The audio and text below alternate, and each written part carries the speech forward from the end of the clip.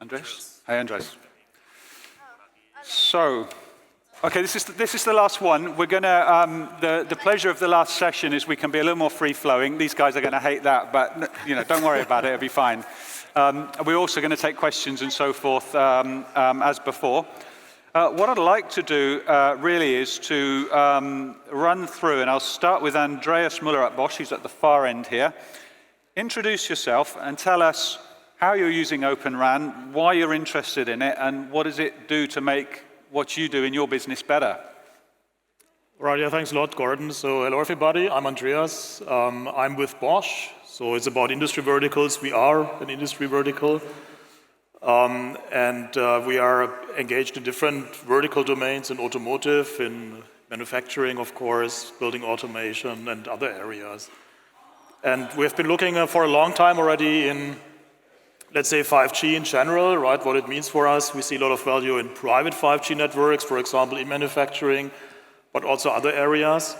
And at some point, we also got interested in Open RAN, because we see that Open RAN may address some of the challenges that we are facing. And at the same time, maybe the industry verticals can also maybe address some of the challenges that the Open RAN community is facing. And that's why we then started also to try to understand it a bit better and also to get our hands dirty. So we have an Open RAN network up and running at our research campus close to Stuttgart.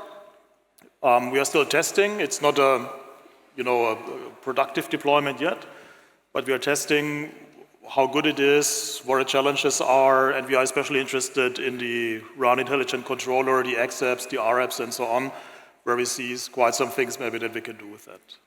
And Andreas, you were Bosch, and you personally were kind of quite an important voice from the outside anyway, in my opinion, on 5G for industry verticals back, if we went back 5, 6, 7, 8 years, whatever point it started. What's the trigger then for taking it from 5G to Open RAN? Like, why has that become, why haven't you just settled on, there's good systems available that we can use and do the job for us? Why do you want to get involved and be, putting your hands on the tools, as it were? Yeah, I mean, we're still exploring, right? So also other solutions, of course, are there, and we are also exploring them. But we see also, I mean, one challenge that we in general still have, if you look at industrial 5G, right, in manufacturing, is the ecosystem development. Because at the very beginning, there were just the solutions for the public networks, right? And then maybe they were oversized and too expensive, too complex, and so on for what we wanted to do with them. And with Open RAN, of course, if it's more modular, if it's easier, also lower entry barriers for new vendors and so on. So we see this as a way that there's a richer ecosystem of suppliers at the end. So that's one reason.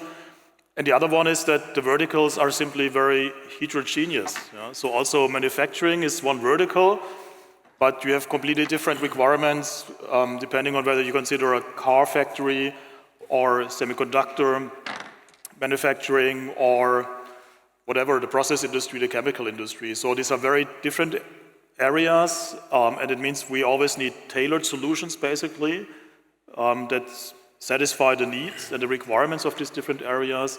So that means there's probably not a one-size-fits-all, right? One solution that satisfies all the needs of the manufacturing industry. And again, here, Open RAN, of course, might help to accomplish this. And the last thing is what I mentioned already, the RAN intelligent controller, which is maybe the most exciting thing, right? Simply because it's a component that we don't have in the classical 3GPP only systems. And here we see and we envision that we, for example, can bundle in future our use cases with dedicated XApps and potentially also RApps, right? So that can influence the behavior of a network in the way we need it. For example, handover management is a very simple example where we did our first own XApps and so on to just gain experience and see what we can do with it. Okay, good stuff. I'm going to jump over Luca for a minute, go to Bertrand, and then back to Luca. There's a reason for this, you'll see. Bertrand at Orange, please introduce yourself. Tell us about what you're doing and how Open RAN is playing or may play into it in future.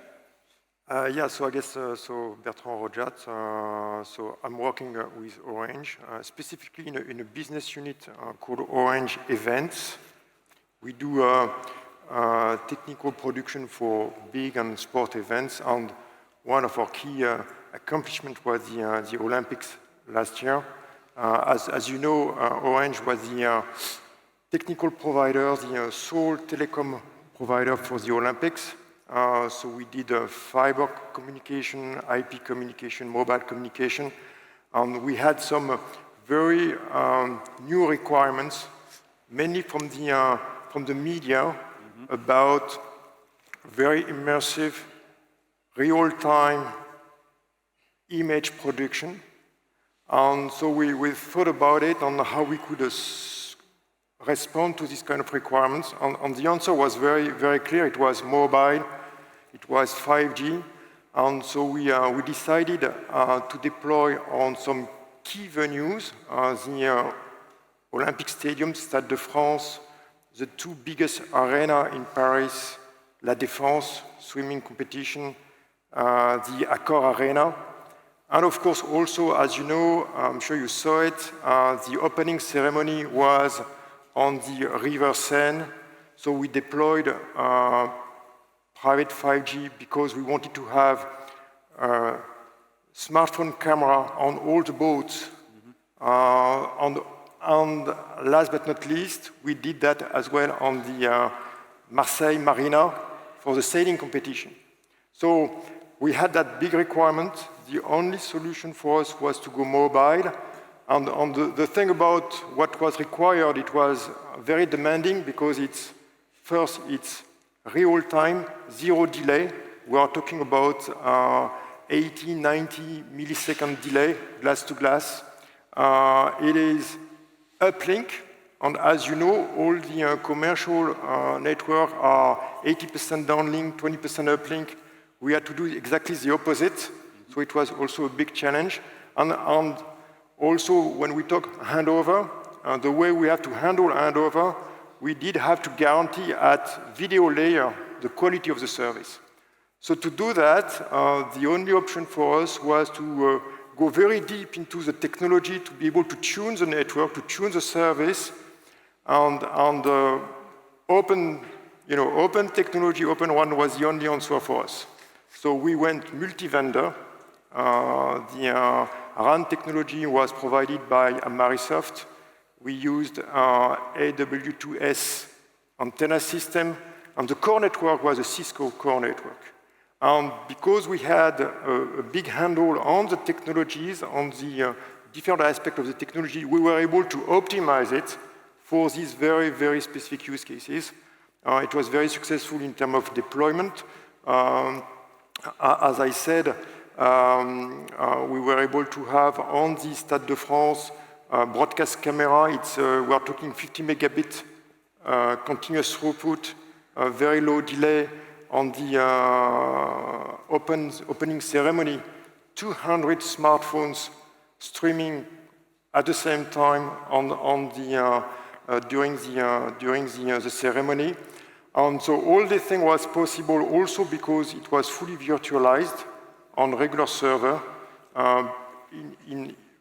Because for us it was key to have a very integrated approach, very easy to move, to deploy, to reassemble, including on the marina. So for us, Open RAN was key for the success, and that's how we were able to successfully deploy these technologies. And it's becoming, I would say, a kind of de facto standard for us, because on the sport event community, wireless is becoming the key technology.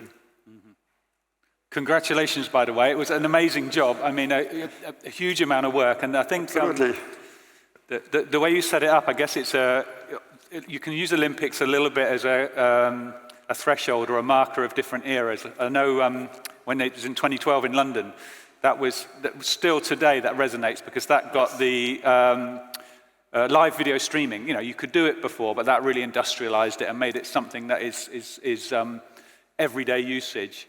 I guess now with the importance of big, large-scale live events, this mobility and media production is really a new era.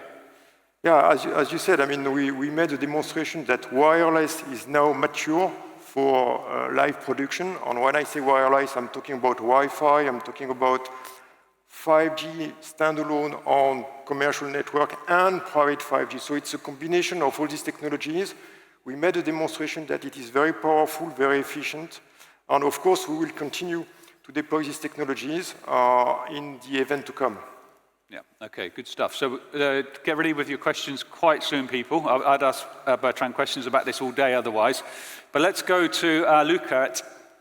I've practiced the name of your company, but you're going to have to say it, I think. Aalyria Technologies. Luca. Yes, Aalyria is correct. Aalyria, okay. So my name is Luca Lodigiani. I'm a systems architect at Aalyria Technologies for all of our non-terrestrial networks and direct-to-cell activities.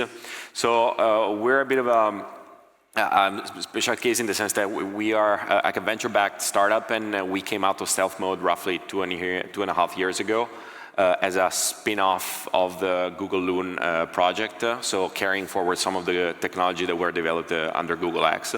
And really, one of the centerpieces, so we have two divisions, one that does more like free space optic technologies with proper hardware, but Spacetime, which is our like flagship software platform, specializes in orchestration and control plane for very complex dynamic networks that span from the physics themselves, especially like aerospace networks, all the way to the application layer and focusing on end-to-end service assurance.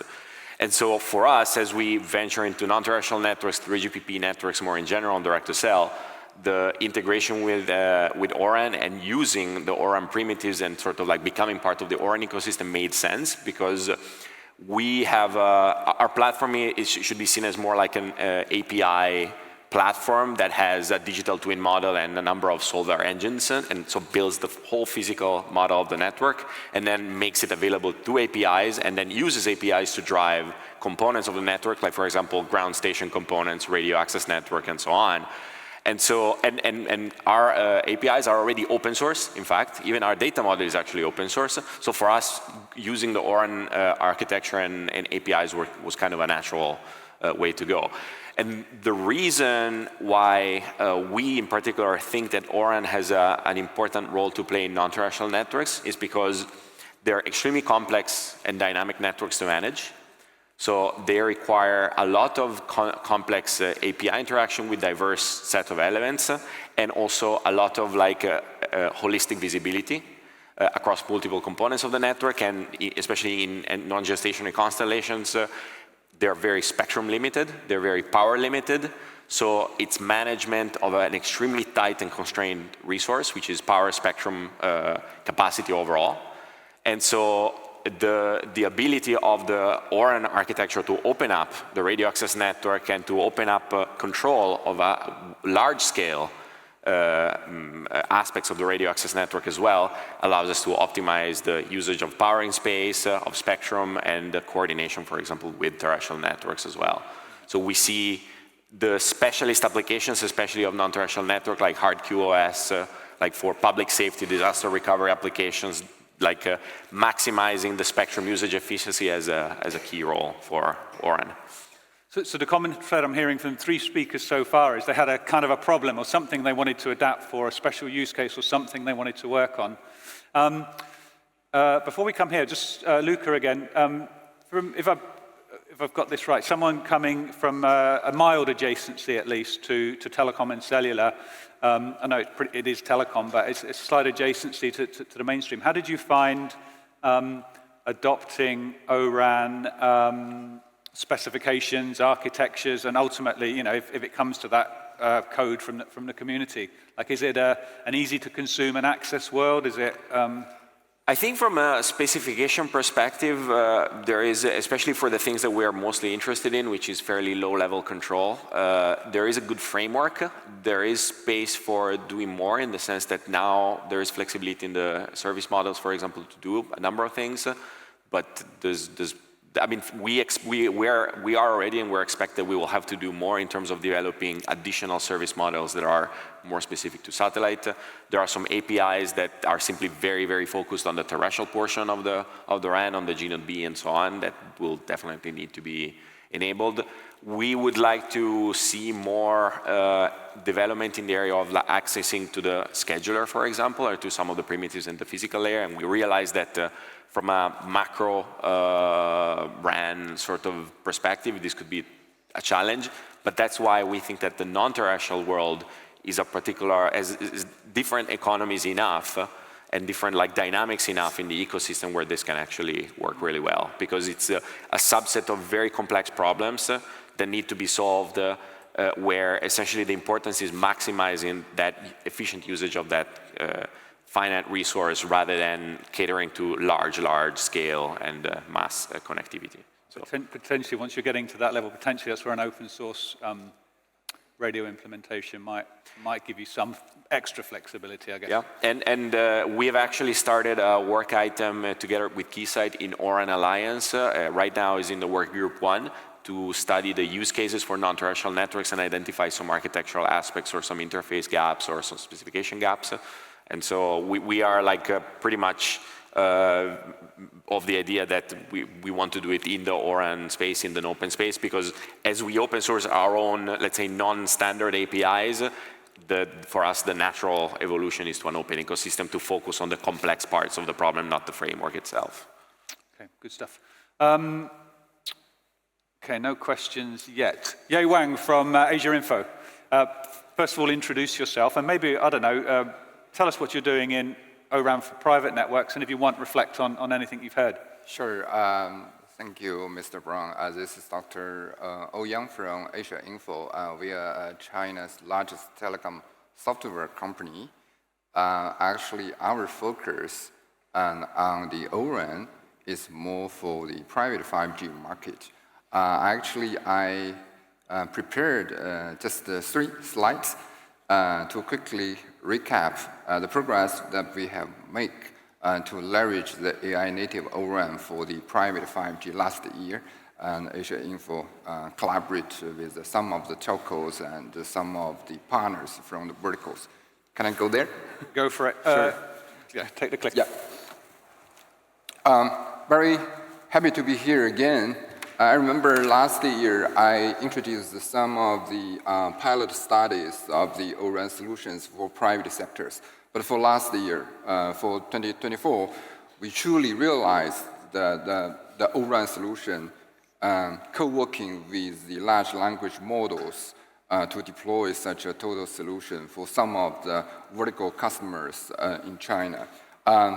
The title is Leverage AI Native O-RAN for Private 5G, but I just want to have 2 keywords as the key takeaways for everyone here. The first is AI native, the second is private 5G. The O-RAN should go private more, the O-RAN should go AI native more, intelligent more. But this is very quick recap of the RAN evolution in the past almost 40 years. But if you take a look at the overall roadmap over here, most of the evolutions, generation by generation, is driven by what? By the general purpose technology rather than the RAN itself. The first general purpose technology is cloud. The second is virtualization. The third is now the artificial intelligence.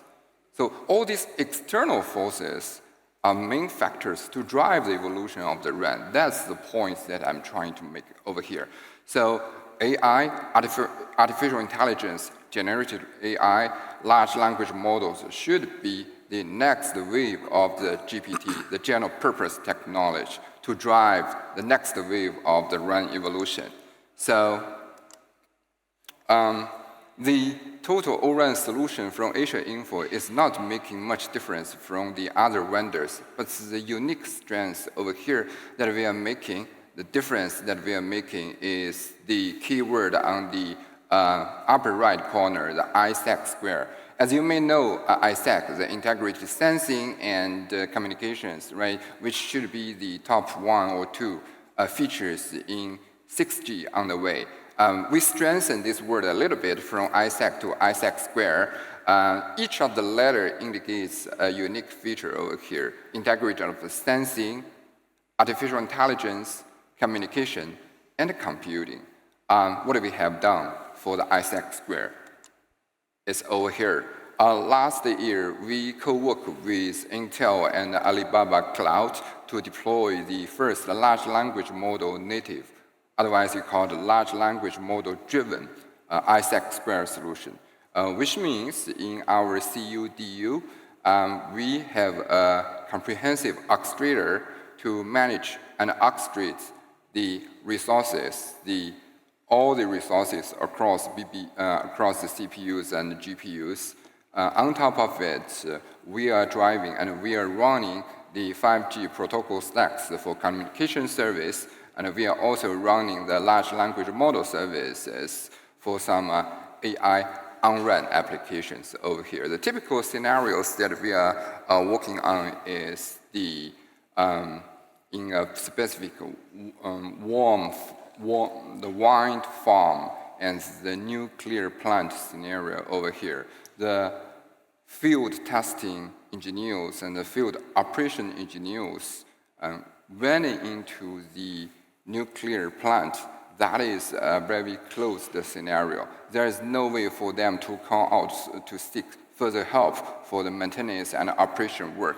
So in here, we co-work with Alibaba Cloud. We are the first vendor to deploy the Alibaba's large language model, a distilled version, Q-Win7B distilled version, inside our CU and DU, and the engineers inside the nuclear plant and the engineers inside a specific one plant can leverage their assistant co-pilots, the customer care assistant co-pilots, and also the maintenance co-pilots to get the guidance for their operation and maintenance work inside their nuclear plant.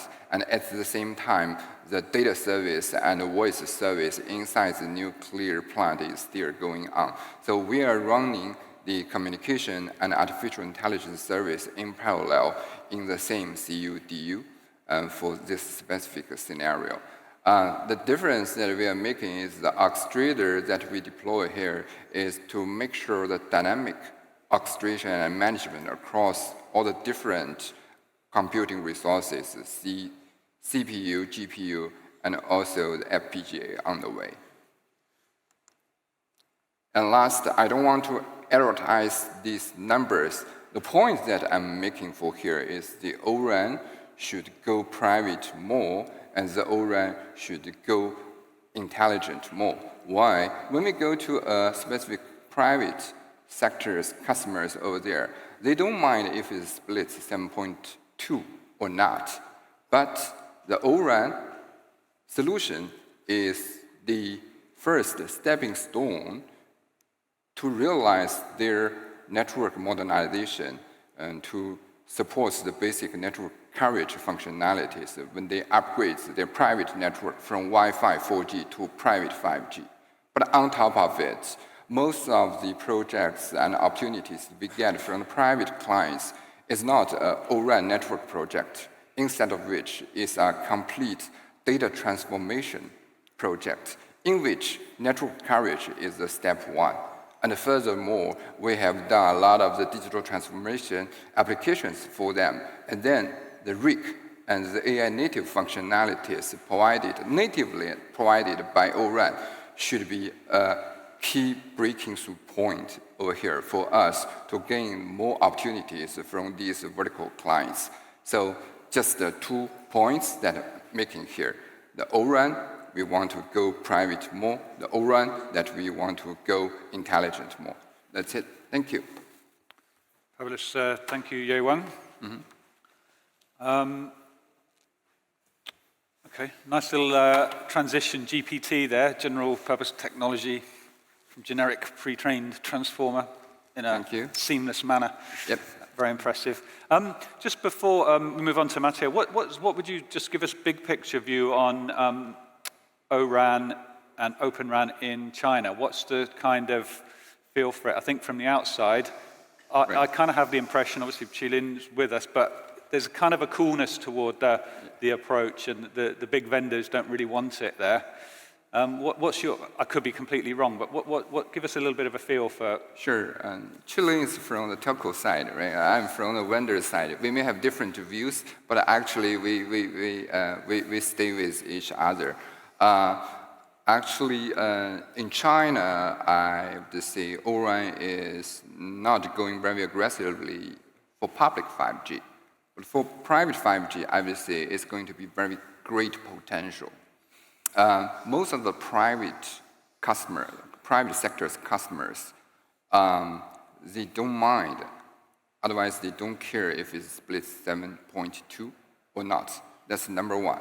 But basically, they want to upgrade their network from legacy, either Wi-Fi or 4G, to private 5G. In here, the first step is a stepping stone for us to enter into this vertical client is to roll out the basic private network coverage for them. And then on top of it, that's the key point that we are making for the step 2 is the O-RAN architecture, the RIC itself, the XPP, the RPP architecture enable us to provide more AI-related applications for the vertical clients. So as I indicated just now on the stage, most of the projects that we get from the verticals are not O-RAN project only. It's a complete digital transformation project. Yeah, okay. Yeah. So on top of O-RAN, the RIC architecture enable us to provide more AI-related services and capabilities to them. That's a key point to attract them. Mm-hmm. And then in this case, we can add on some other value-added AI capabilities, not only AI for RAN. It is, we leverage AI to optimize our network itself. They don't care, they don't mind.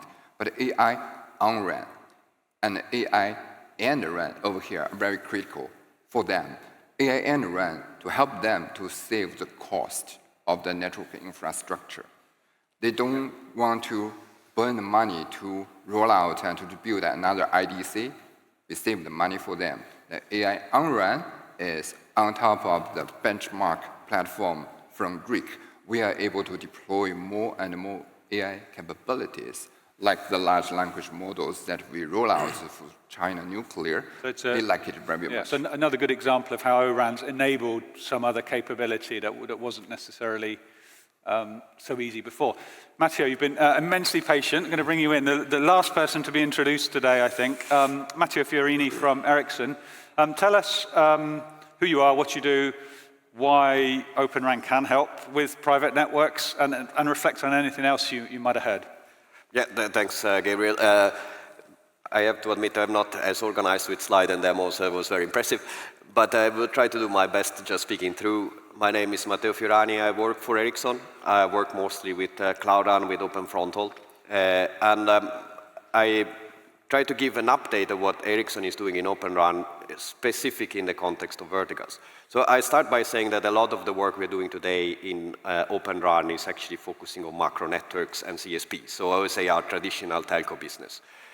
We are bringing out a lot of components during this year and the past years as well that would play the key building blocks of building Open RAN networks and Open RAN solutions. That includes, for example, our SMO, that is called Ericsson Intelligent Automation Platform. That includes a non-real-time intelligent controller, non-real-time RIC with an R1 API on top. And we have already integrated a number of our apps, both coming from Ericsson and coming also from other vendors as well. So that is one component. Other components that we are bringing in is open interfaces. So we release Open Frontal for a number of configurations these years, but also interfaces toward open management like the O1 and O2. That's still telco specific for the time being, but all these interfaces will become available during this year. And the last piece is, of course, is our Cloud RAN solution, that is our fully cloud-native networks that we are releasing and working on with some Tier 1 operators right now. So while during 2025 we focus a lot on macro networks and traditional telco business, all these components that I just mentioned would become in the future also very useful to build solutions for verticals. And private networks, as you mentioned, Gabriel, it's very good spot for Open RAN going forward. I can mention a specific couple of cases that we have in mind on how we could apply our Open RAN components into private networks. The first one is that we see that with the fact that COT servers are improving in terms of their compute capabilities, we see the possibility of building solutions that run on smaller server with small form factors that are relatively cheap, that can be easily deployed inside enterprises, for example, or in not necessarily enterprises, it could be even retail stores, so smaller venues. Those would actually be a perfect fit because they are easier to manage, they are closer to IT ways of working, of course, and they are also, of course, quite cheap to be deployed into retail stores or small venues.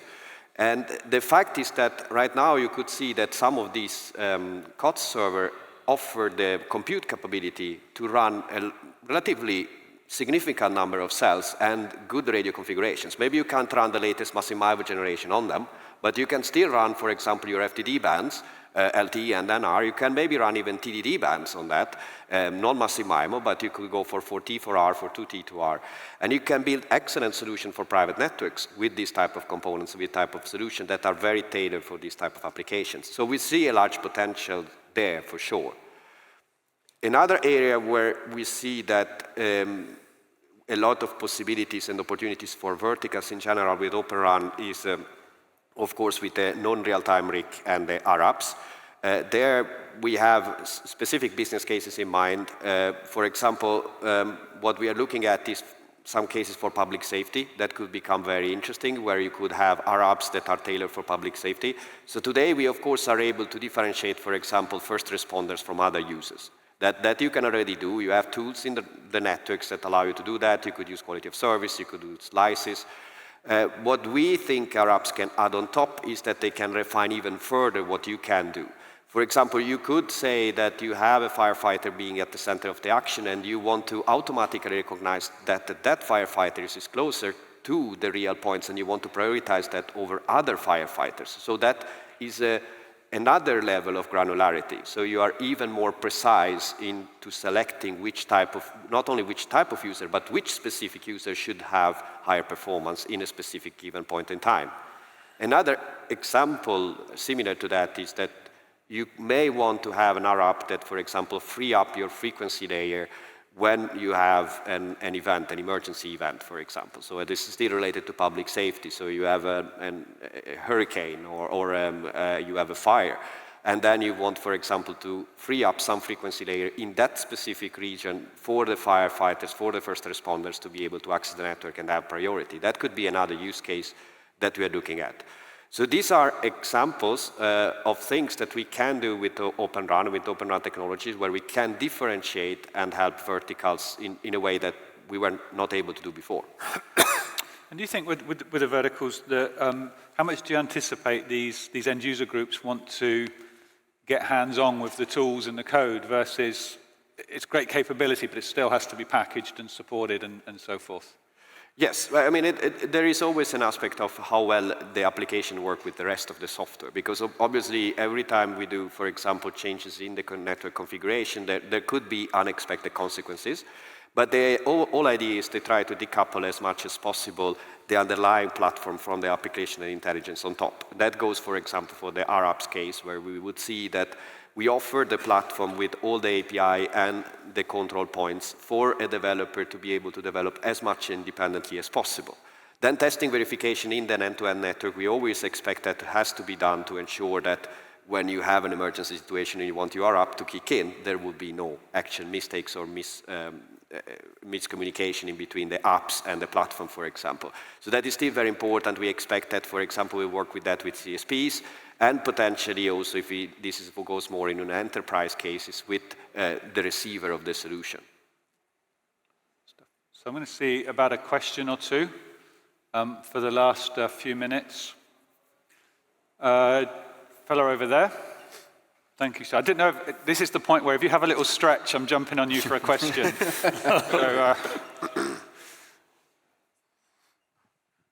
Alistair Burr, University of York, UK.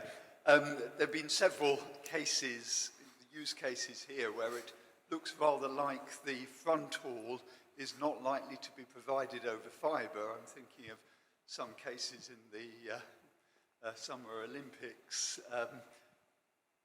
How easy is that? Is that a problem? And am I right in surmising that this wasn't always over fibre? I don't know if there is any taker. I can maybe start. The way I understood the question, part of it is there a requirement, is there a need for wireless front haul, essentially? Yes. Yeah. I mean, does anyone see, generally speaking, it hasn't really, there's been a lot of talk, hasn't there? And it hasn't really ever turned out to be. Well, I was interested. Yeah, let's see. Does anyone fancy? Yeah, I can try to start. I mean, there are. I would say that it's a bit challenging to run frontal over a non-fiber medium. It is technically possible for certain configurations, so for smaller radio configurations. So if you would run a massive MIMO, I wouldn't recommend to do that, but for a smaller radio configuration, that could be technically possible. I think that it's probably we are not there, to be honest. The latency requirements are still very, very tough to meet over a wireless or a non-optical fiber cable. What could change over time is if IP, for example, becomes a more common solution for building frontal networks. Today, we mostly run on Ethernet, right? So that has different type of requirements. But if we would go more aggressively into IP-based frontal in the future, that could be a way to get around the need for fibers. But I would say that as of today, it would be quite difficult. Maybe with some specific configuration could be made to work. But I would say that with an IP-based frontal, that could be the way to actually enable it. Maybe to add to it, for the Olympics on the Marina in Marseille, so we deployed actually a 5G coverage on the sea. So all the antenna and BBUs were on boats, covering the field of play, and the core network was on the shore, and the backhaul between the radio system and the core network was done through a Wi-Fi backhaul solution. So a point-to-point backhaul that was optimized for it. It's about 150 megabit throughput, very stable. It took us a lot of time to make it work, believe me. It was a real challenge. But we were very successful in doing it. So it's possible in very specific conditions to make it work. So that was backhaul, not frontal? It was backhaul. Backhaul between BBUs and the core network. On boats, though, right? Yes. So that is, immediately extremely difficult. We like the challenges. So, So perhaps I'm gonna give you an example that is slightly exotic compared to maybe the Olympics case and so on. But in satellite networks and non-terrestrial networks in particular, there has been now a big discussion of what is the payload architecture going to look like.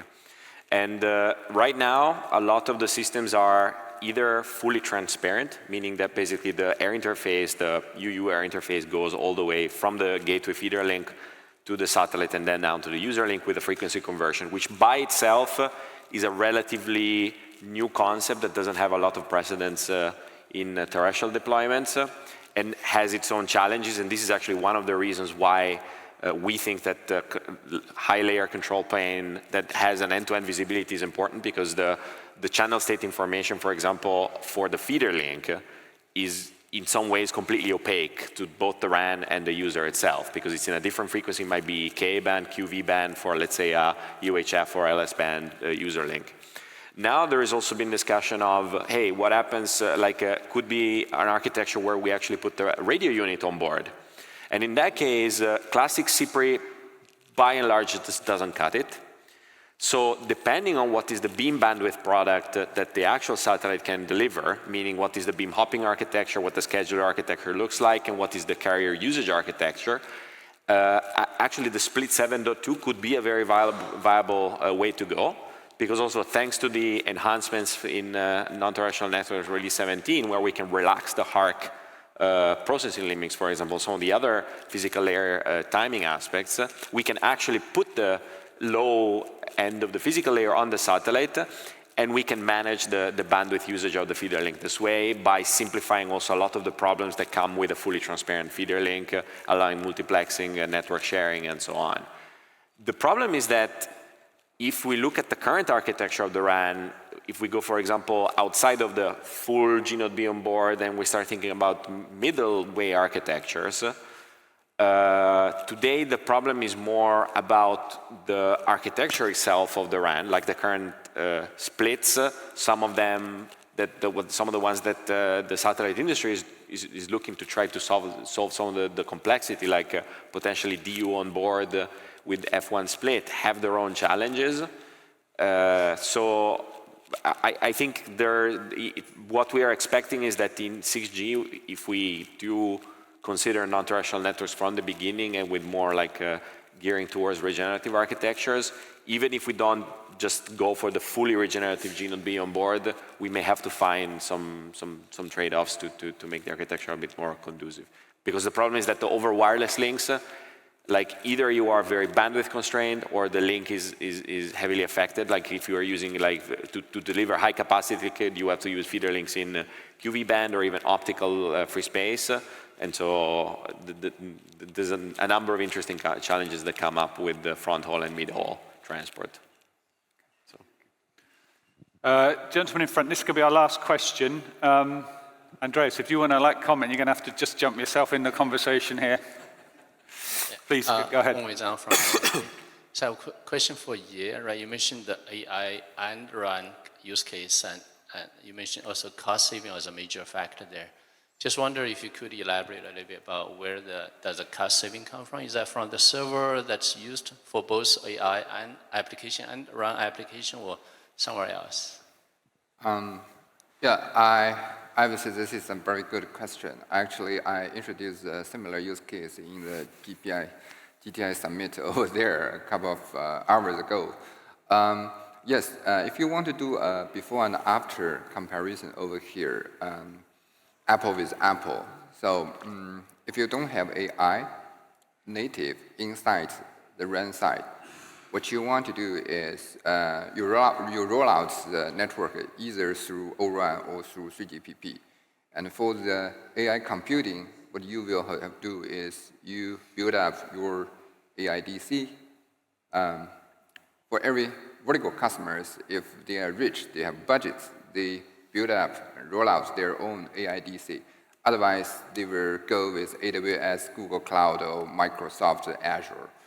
And in this case, the hardware, along with the software capabilities of artificial intelligence, are co-located inside the same network architecture. So we call it AI native network over here. So it's very, very similar to the new concept championed by the AI-RAN Alliance here. I'm not sure if it's a good occasion to mention something new in AI-RAN Alliance over there.